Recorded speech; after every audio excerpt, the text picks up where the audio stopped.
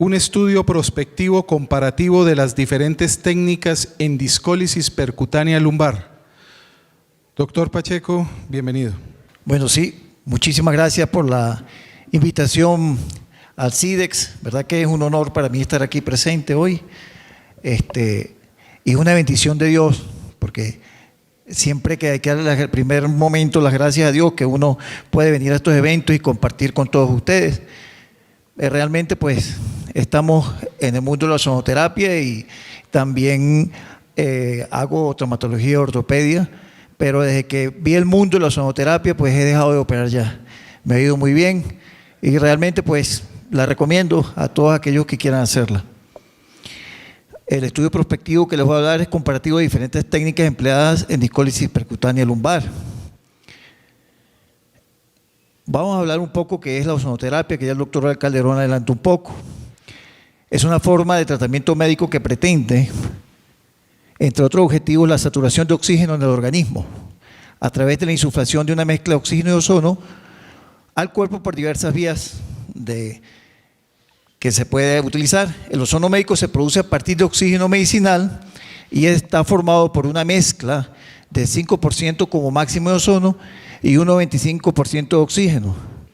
El ozono se desdobla al entrar al organismo en O2 más O más 24,75 kilocalorías y cada uno hace una función dentro del organismo donde mejora el metabolismo de oxígeno, herbicida amplio espectro, regula el metabolismo, modulador inmunológico y regula el estrés oxidativo. Ya para entrar en materia, podemos hablar que el dolor lumbar constituye un problema fundamental de salud pública por su alta prevalencia, impacto, magnitud y repercusión socioeconómica a nivel mundial durante un periodo laboral pues, de la población al ser causa e incremento negativo en el aprovechamiento de recursos humanos y en la pérdida de días de trabajo. Cabe resaltar que se considera la mayor causa de discapacidad o ausentismo laboral en menores de 45 años a nivel mundial. Para entrar en lo que es las diferentes técnicas, el doctor Calderón describió una de ellas, pero yo hago una discólisis percutánea bajo fluoroscopia y discólisis percutánea bajo navegación hemodinámica, que consiste por vía percutánea en el disco herniado ozono, con el objetivo terapéutico de deshidratar, reducir su tamaño y descompresión de la raíz nerviosa, así como ejercer su efecto antiinflamatorio y analgésico potente de los tejidos circundantes. Vamos a ver si podemos ver podemos abrir el video de cómo hace el bostezo que dice el doctor. También tengo esta imagen. Fíjense cómo se pinta el disco. Esta es la técnica vía fluoroscópica y hemodinámica. Luego tenemos la técnica de discólisis percutánea bajo navegación tomográfica, que es lo mismo, consiste por vía percutánea, pero es transforaminal, con el mismo objetivo de deshidratar y reducir el tamaño del disco, así descomprimir la raíz nerviosa y así como ejercer también igualmente efecto antiinflamatorio y analgésico potente en los tejidos circundantes. Vemos aquí el tomógrafo, medimos y aquí vemos el ozono. Lo que se pinta negro es ozono. ¿Ven cómo entró en el disco? Efectivamente, eso se hace con anestesia local. Discólisis percutánea bajo navegación con rayos X. Consiste en administrar ozono por vía percutánea en el foramen con el mismo objetivo anterior, solo que con el anterior entró transforaminal y esta en el foramen. Aquí estamos justamente en el foramen, el equipo telecomandado. Este estudio prospectivo tuvo el objetivo de mostrar cuál de las diferentes técnicas empleadas en discólisis percutánea lumbar es más segura, eficaz en el tratamiento del dolor lumbar. Tenemos unos criterios de inclusión, criterios de exclusión.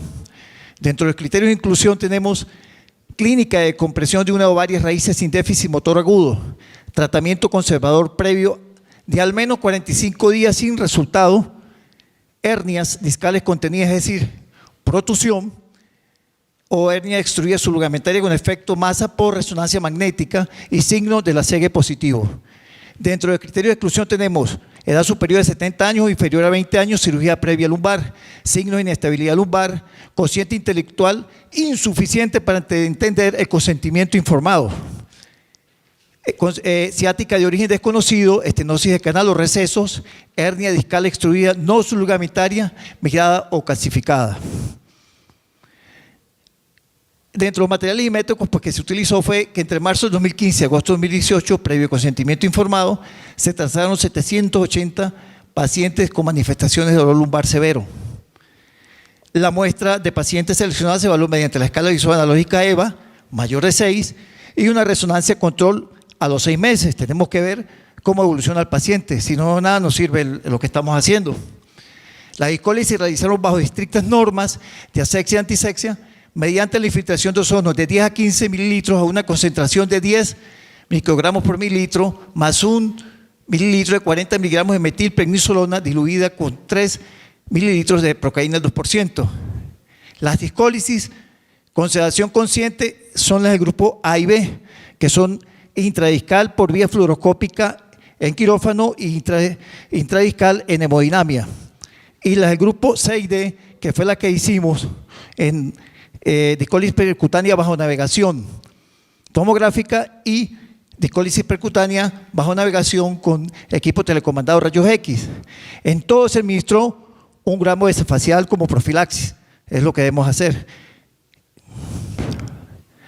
Luego que hacemos la discólisis, se infiltró paravertebral de 10 a 12 sesiones, 10 mililitros de ozono a una concentración de 10 microgramos por mililitro 2 veces por semana y seguidamente una infiltración por mes durante 3 meses. Es de observar que los pacientes se dividieron en 4 grupos a saber, grupo A, grupo B, grupo C y grupo D, como ya describí cada una de las técnicas. Cada uno con 195 pacientes cada grupo. La eficacia del tratamiento se evaluó al vencimiento del primer mes, 3 meses, 6 meses y 6 meses de la aplicación de las técnicas quirúrgicas. Adicionalmente, se llevó a cabo una evaluación de resonancia a los 6 meses y mediante la escala de EVA, volviendo a evaluar a esos pacientes. Para el análisis estadístico, recuerden que tenemos que utilizar, para análisis descriptivo se usa la media de desviación estándar en caso de variables continuas y variaciones cualitativas o categóricas, se utiliza la frecuencia y el porcentaje para comparación de las medias, se usa la t-de-Student. Pacientes afectados según el sexo. Fueron 586 pacientes masculinos para un 75% y femeninos 194 para un 25%, como lo expresa aquí la torta. Una vez realizada toda esta discólisis de los pacientes, la edad media fue de 54,4 años, entre 20 y 70 años. Los niveles lumbares afectados, como todos sabemos, estadísticamente siempre, el nivel lumbar más frecuentemente estaba situado entre el E5S1 para 325 pacientes, es decir, 46,66%, seguido del E4, el E5S1 con 215 pacientes para un 27,56%. Los resultados según la escala de EVA, 390 discólisis intradiscales y 300 discólisis transforaminal y foraminal. Las EVA fueron inicial para las dos, pero la evolución al mes para las intradiscales fue de 5,43 y para las transforaminales y foraminales 3,5. A los 3 meses fue 3,8 intradiscal y como pueden observar, para las transforaminales y foraminal fue 3,20 y así sucesivamente. Vimos los 6 meses como intradiscal 3,2, 6 meses para la foraminal y foraminal 1,9 y para las intradiscales al año, 12 meses, 2,2 y la evolución al mes, a los 12 meses, perdón, de 1,6 para las transforaminal y foraminal. Vemos cómo esta técnica se está inclinando hacia que vamos a mejor calidad pues, de técnica y mejor resolución del paciente. Según la escala de EVA vemos las líneas como verde y azul. Las verdes vemos que son para el grupo A y B, discólisis percutánea bajo navegación fluoroscópica y discólisis percutánea bajo navegación hemodinámica. Del 70%, es decir, 203 pacientes presentaron mejoría tardíamente, de los cuales 14,6, es decir, 57, recibieron más de 15 infiltraciones de las que teníamos programadas. Es decir, 15,3 60 pacientes se les repitió discólisis al mes por respuesta parcial.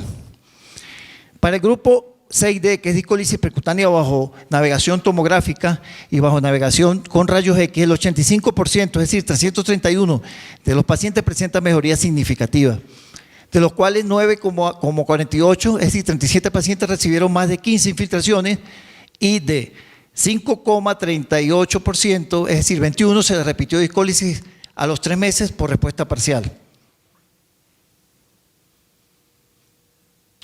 Para comprender el mecanismo de acción del ozono en el dolor raquídeo es fundamental comprender la fisiopatología de este, que vamos a concentrarnos en el conflicto disco-radicular. La compresión aislada de raíz da síntomas deficitarios, como todos sabemos, parestesias, distesias, déficit motor, pero no dolor, pues para que se produzca dolor es preciso que haya irritación química e inflamación de la raíz nerviosa.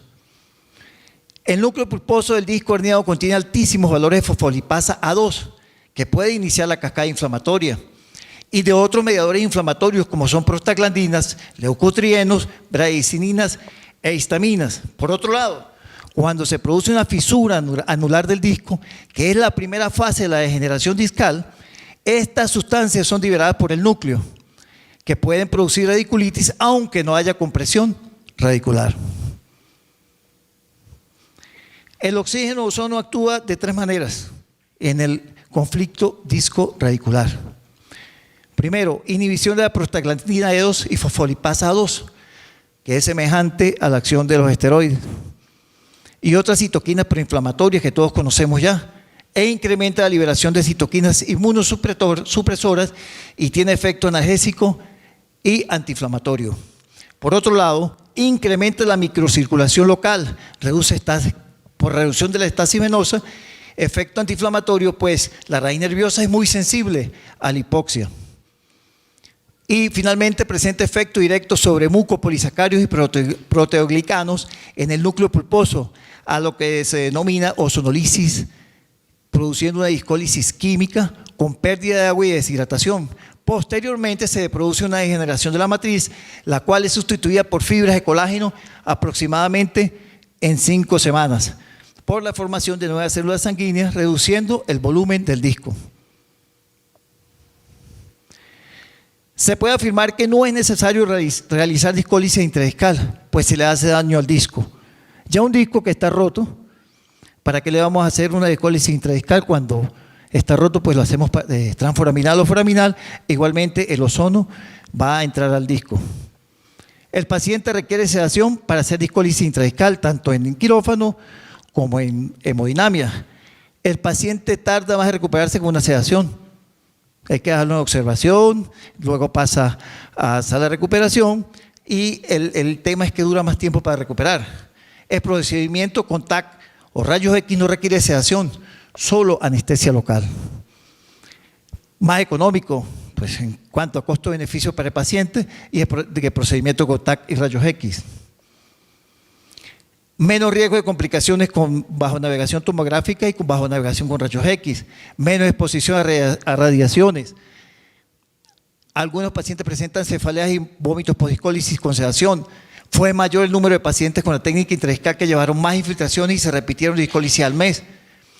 Está claro que con las técnicas de discólisis percutánea transforaminal o foraminal, tanto por bajo navegación tomográfica o rayos X, resultados excelentes, cualquiera de ellas que esté en la mano del especialista a realizar. Cabe destacar que estas técnicas deben ser dominadas y realizadas por manos expertas porque esto es un procedimiento médico y un tratamiento médico, aunque hay muchos detractores de la técnica. En conclusión, la resonancia magnética de control mostró disminución de un 60-70% del volumen herniario en todos los grupos. Se evidenció mejoría significativa en todos los casos en cuanto a la P5 menor de 0,05. Finalmente, el estudio comparativo que se presenta demostró que la técnica de aplicación con ozono bajo navegación tomográfica o rayos X se demuestra como la más segura y eficaz en el tratamiento de esta patología. Menos complicaciones.